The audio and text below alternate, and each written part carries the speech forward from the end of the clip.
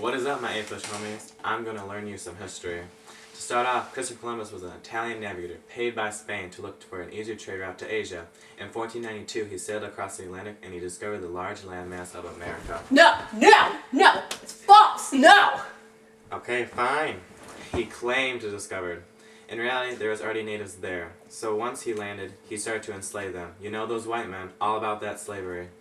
So anyways, he spread the disease and conducted mass murders. This killed millions of natives and destroyed many cultures and traditions.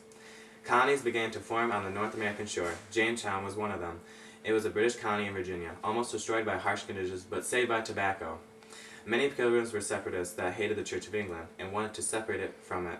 So they took the opportunity to find a safe haven in the British colonies. This increased religion in the colonies and foreshadowed the awakening, wink wink, in 1649. Everyone loves their bacon, but this bacon was a little too salty. Nathaniel Bacon was a farmer who led an uprising against Berkeley, the stubborn Virginia governor, in Jamestown. He refused to protect the farmers from the natives. The farmers attacked Jamestown, but after Bacon died, the rebellion came to an unsettling halt. Also during this period, the First Great Awakening occurred in the colonies. It was a religious movement sparked by George Webb, who preached for the people to repent their sins to be saved by eternal damnation. It resulted in an emphasis on personal connections to God. This made Christianity very popular. Some even left Quakerism. Sorry, Quakers, but it did create more religious tolerance. The French and Indian War began. It was also called the 7 Years' War, but only lasted 9 years. So I need to go back to kindergarten. It was a conflict due to the French overtaking the Ohio River Valley with the support of the natives, but the British wasn't having that, so they declared war. Eventually the French surrendered, but the war created great tensions between the colonies and Great Britain.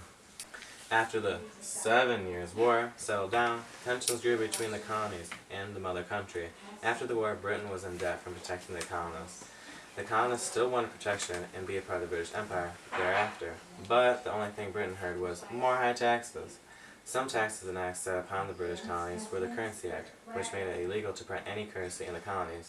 The Sugar Act made colonists pay duty to Britain for the molasses, and the Townshend Act taxes on glass, tea, and paper.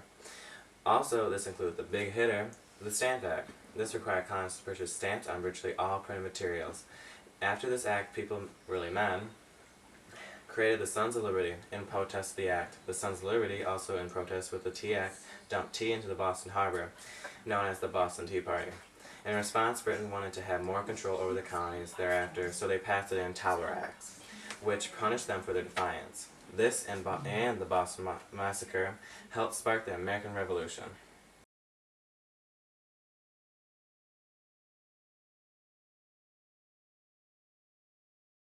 Baby America was kind of messy at first. I mean, imagine moving out of your parents' house after you swear you're an adult, but then you almost burn the dorm down the first time you try making mac and cheese. Well, that's kind of what the Articles of Confederation were like. But before we get there, we've got to talk about one of the most famous documents in modern history, the Declaration of Independence. Written in 1776 by primarily Thomas Jefferson, it was kind of a classy middle finger to England. Now, once Britain decided, yeah, okay, fine, you're a country, we got to work. Now, that's when the mac and cheese started to boil over. The articles were imbalanced, they didn't cover all their bases, and they didn't really please everyone. So, back to the drawing board, and eventually, the Constitution happened. One of the biggest events at this time was the Northwest Ordinance. So here's a rundown. We didn't technically buy the Northwest Ordinance from anyone, we just kind of declared we were taking it. But this was important because it showed that the government could work, and it showed that we had potential as a country. Now, little baby America was growing up, and it started making some executive decisions. Welcome back, and on this episode of Whoa, buddy, settle down, America expands and regulates their exports. I'm being harsh. This really was impressive considering how unsure the entire country was of things still. The Louisiana Purchase was a serious deal. Hey, wasn't it pronounced the Louisiana? It's the Louisiana Purchase. It is, okay. Right? Yeah. I'm talking Black Friday kind of deals. The only problem? We are neutral and will not be involved in this European conflict. Hey, where did France get all that money for war? Oh, we bought Louisiana, isn't it cool? But I thought you were neutral. Oh. Aside from that, America took some measures to demand some respect. Constantly sinking our merchant ships was getting kind of annoying, so the Embargo Act of 1807 banned American exports. Take that! We constantly realized how quickly that backfired on us. So here comes the Non-Intercourse Act, which allowed American exports to go everywhere except British and French ports. Take that again! All these Napoleonic War issues led to the Monroe Doctrine, which, in a nutshell, was you stay out of our business and we'll stay out of yours. And that's the last of the international wars, but internal conflict was to come. This era led up to the Civil War, and unsurprisingly, a lot of unbreakable compromises, sure to prevent civil war, broke and fighting began. Surprise, surprise. In 1828, the Jacksonian era begins with, can you guess, the election of Andrew Jackson. Issues concerning slavery heated up due to many problems, including the establishment of the Underground Railroad. Texas declared independence from Mexico, and the U.S. became involved with the war because of the American ideal of manifest destiny, which basically said, we're Americans, so we have the right to all of the land in the continent, despite the fact that we are kicking people out of their homes. Land of the free! Not. War eventually ended with the Treaty of Guadalupe Hidalgo, which gave the U.S. the upper hand by adding 525,000 square miles to U.S. territory, and forced Mexico to give up Texas.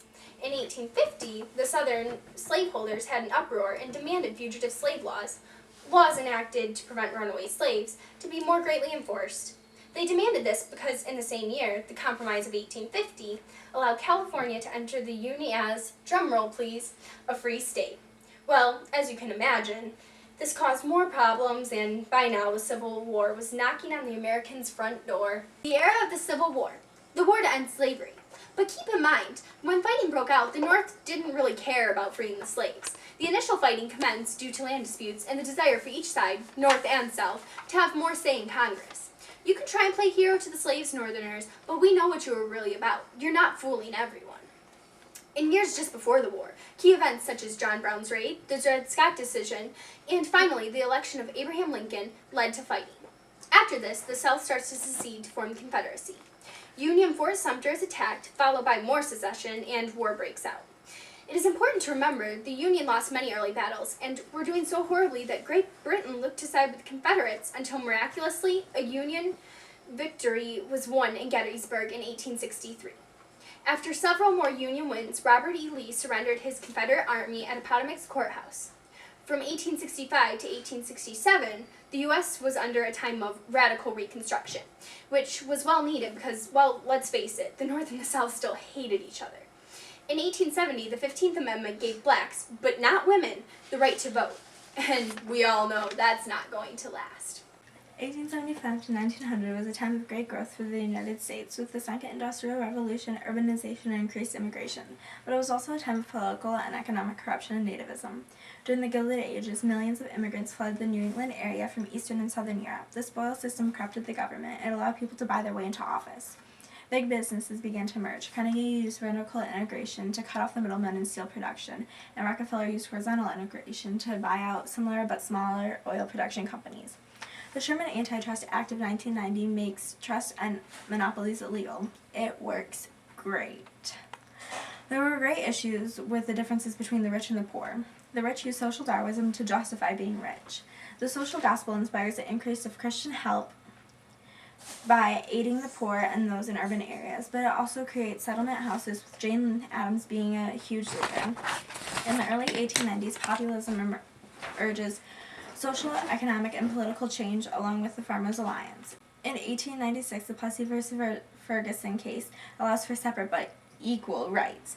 The U.S. also starts imperialistically gaining lands like the Philippines, Guam, Puerto Rico, and Hawaii.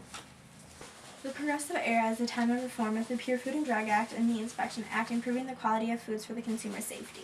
Jacob Riis's photos publicize urban poverty, and prohibition is legalized. Women are granted the right to vote. The Roosevelt Corollary adds to the Monroe Doctrine and asserts America's right to intervene in Latin America. The Germans sink the Lusitania and send the Zimmermann Note, which encourages the U.S. to enter World War I. The U.S. begins a military buildup, and freedom of speech is limited if it is clear and present danger. In the Great Migration, African Americans in the North in hopes of finding industry jobs. In 1909, the NAACP is founded and begins work for civil rights. African Americans are illegally denied the right to vote through literacy tests, poll taxes, and threats of violence. The Red Scare produces great fear of communism in the government and is encouraged by McCarthy. In 1928, when the stock market prices began rising at alarming rates, it caused concern. This led to the Federal Reserve Board trying to prevent a crash by raising discount rates. Although they tried, it still wasn't enough, and on October 24, 1929, the stock market crashed. The economy had been showing negative signs before the crash, which the crash added to starting the Great Depression. The New Deal, during the 100 days, presented a series of measures dealing with banking, unemployment, foreign policy, and business reform. This led to Roosevelt creating the bank holiday programs to bring jobs such as the TVA and the Tree Army, and also establishing the Agricultural Adjustment Act to restore purchasing power to American farmers, cut back production, and raise tax on farm products. The Great Depression, crippling the economies of Europe and the U.S. along with the results of World War I, led to World War II and the repositioning of world power and influence. During the beginning of World War II, before the U.S. entered the war, they passed the Lend-Lease Act that supplied France, Great Britain, and China with food, oil, and material for free. The U.S. help led to the Japanese attack on Pearl Harbor and FDR's public asking of Congress to pass a declaration of war. The atomic bomb allowed nations to hold advantage over other nations. Roosevelt, Churchill, and Stalin met in Yalta to attempt to establish an agenda for governing Europe. The Marshall Plan aided Europe in economic support to only Allied nations to help rebuild European economies after World War II. It was also made to remove trade barriers and prevent the spread of communism. The Korean War ended with America in control of South Korea and the Soviet Union in control of North Korea, which was divided at the 38th parallel. The Bay of Pigs, intending to invade and overthrow Cuban government, instead gave Castro military victory and a permanent symbol of Cuban resistance. The Vietnam War was started when the Viet Cong attacked U.S. camps. At the start, many Americans joined to fight for the country and supported the war 100%. But as it continued, many lost support. In America, a lot were against the war and held anti-war demonstrations. The war on poverty was a response to the national poverty rate of 19% and led to the expanding of government roles in education and healthcare. The civil rights movement was led by Martin Luther King and Malcolm X. Those that wanted a more violent approach followed Malcolm X, whilst those who wanted a nonviolent silent resistance followed Dr. King. Those civil rights activists wanted desegregation of schools, workplace, and many more, along with the right to vote. Rosa Parks, intending on starting the bus boycott, intentionally didn't move from her seat on the bus. Okay. Alright. Did you just change shirts on? Oh. You know. What? I'm just sitting right here and you just friggin' choke off a shirt, but no. I buttoned it up. And I lost my place. Jay? These days. What are you doing? I'm cleaning my ears, clearly. Doesn't look like it. God. Poor people. Fight! The Constitution.